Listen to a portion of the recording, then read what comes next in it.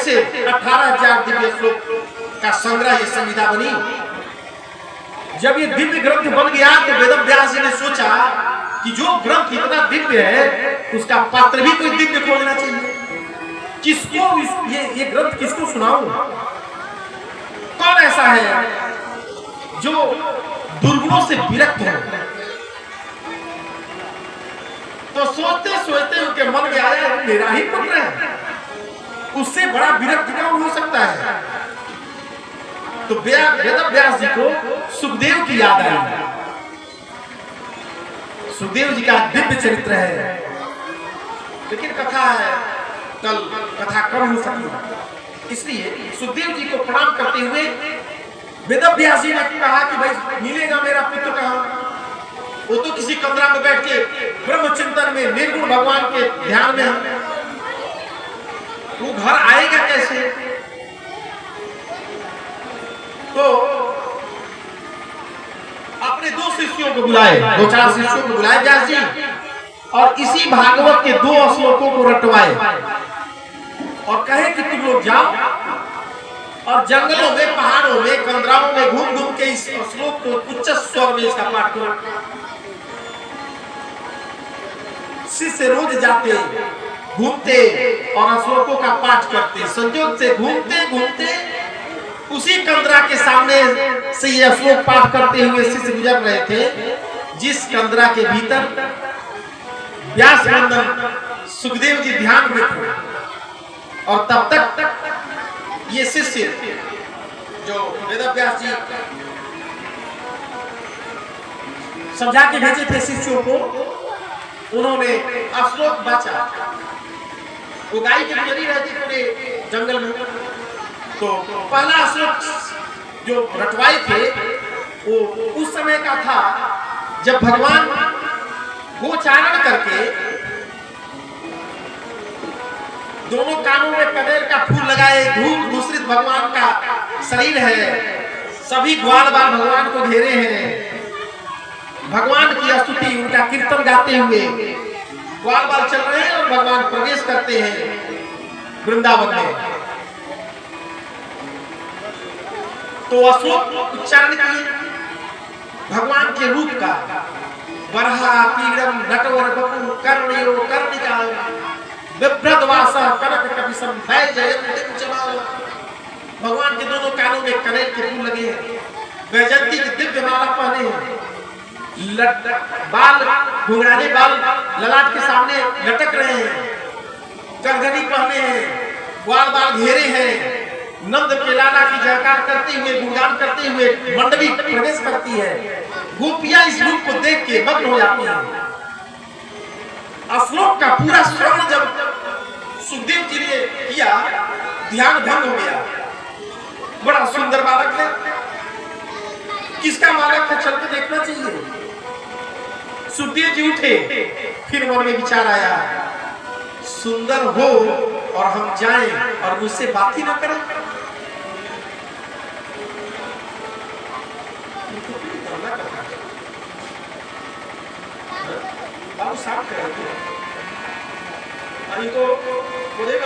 श्री कृष्ण गोविंद हरे मुरारी, हे नाथ नारायण वासुदेव। कृष्ण गोविंद हरे मुरारी, हे नाथ। तो जैसे ही सुखदेव जी ने सुना कि ऐसा दिव्य बालक किसका है, भगवान के रूप से सुखदेव जी जैसे बैरागी का मन खिंच गया भगवान की तरफ। चल भी दिए बाहर गुफा से निकलने के लिए, लेकिन फिर सोचे जाऊं और पता नहीं उसका व्यवहार कैसा हो सकता है रूप का सुंदर हो और मन का कठोर हो, मुझसे बात ही ना करे तो मेरा जाना व्यर्थ हो जाएगा। चलो बैठते हैं और भगवान का स्मरण करते हैं। तब तक दूसरा श्लोक शिष्यों ने कहा, और ये श्लोक तब का है जब पूतना आई है अस्त्रों में कालकूट जहर लगा के भगवान को मार डालने के लिए, और भगवान वो अपना अस्त्र पिलाती है, भगवान दूध पीते हैं, फिर हलाहल जहर पीते हैं और पुतना का प्राण ले लेते हैं। लेकिन प्राण लेते लेते भगवान के मन में आया कुछ भी हो, काम तो इसने माँ का किया है, तो इसको भी वही गति देनी चाहिए जो माँ जसोदा के लिए हमने सोच रखा है। जैसे ही शिष्यों ने गाया कि अहो बकीयम, बकी बक एक राक्षस है जिसकी बहन है पूतना, तो व्यास जी ने लिखा अहो बकीयम अस्तन काल कुतम जिंघासयापाय ददप्य साध्वी। जो आई थी तो भगवान को मार डालने के लिए, लेकिन लेभे गते भगवान ने उसको क्या दिया, धात्री उचिता तदोन्यम। जो माँ के लिए धात्री के लिए सोच रखा था वैसी गति भगवान पूतना जैसी राक्षसी को दिया।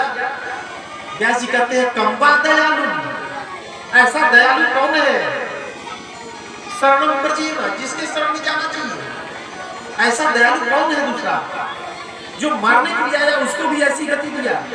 और अब सुखदेव जी ने जैसे ये श्लोक सुना रह न सके, दर्द पाए अपने को, दौड़े दौड़े बाहर आए और आते ही व्यास जी के शिष्यों से कहे कुछ और सुना, आगे भी कुछ श्लोक ऐसा हो तो सुनाओ।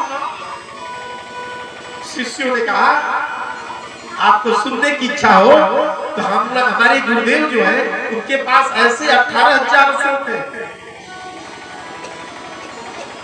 हमें तो बस इतना ही 2 श्लोक याद है। आप सुनना चाहे तो गुरुदेव के पास चलिए।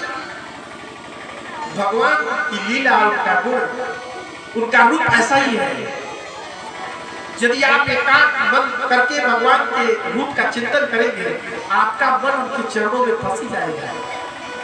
सुखदेव जी ऐसा बैरागी पीछे पीछे चल दिया शिष्यों को और पहुंच गया वहीं अपने पिता की कुटिया में। जब जन्मे थे सुखदेव तो व्यास जी पीछे पीछे दौड़े थे, पुत्र पुत्र कहके, पुत्र नहीं लौटा। भगवान की लीला गुणगान का प्रताप ये है कि आज भी बुलाए सुखदेव जी व्यास जी के पास आ गए, आए चरणों में बैठे और कहा मैं भागवत महापुराण का अध्ययन करना चाहता हूं। और सरकार व्यास जी ऐसे दे नहीं दिए,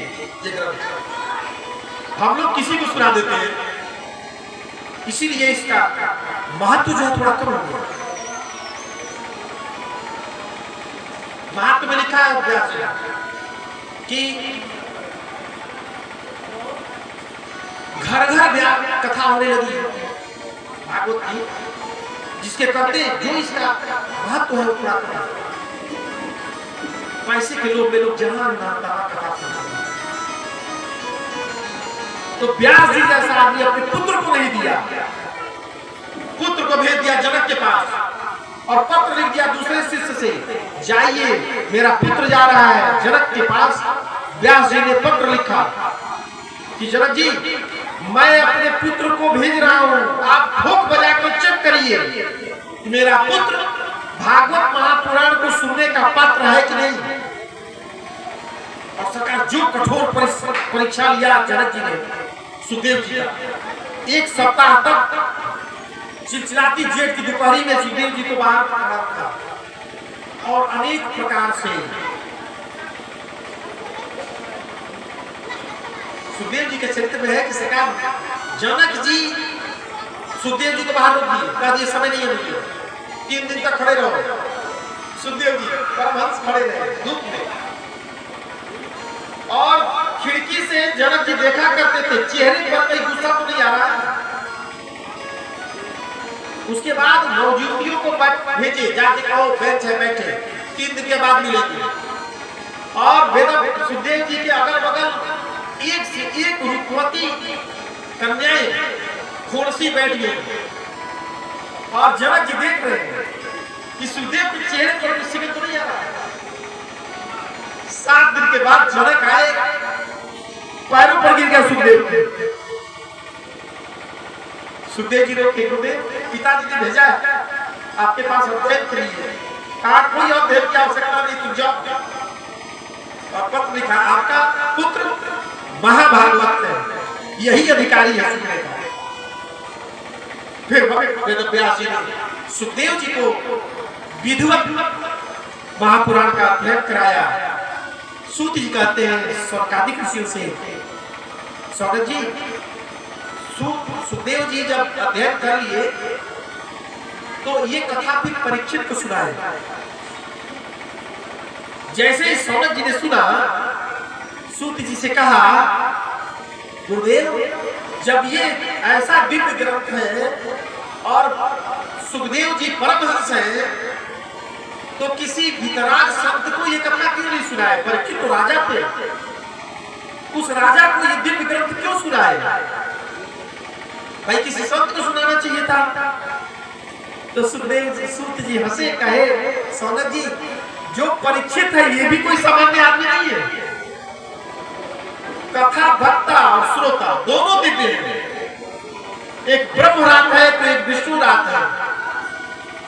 सुखदेव जी भी मां के गर्भ में थे तो भगवान गए और आशीर्वाद दिया, निकलो पुत्र, तुम पर जगत की माया का असर नहीं पड़ेगा। और ये परीक्षित भी मां के गर्भ में, पैदा बाद में हुआ, भगवान का दर्शन पहले कर लिया। होता ही है कि पैदा होता है इंसान, फिर तब करता है, भगवान की कृपा आती है तो आदमी दर्शन कर पाता है।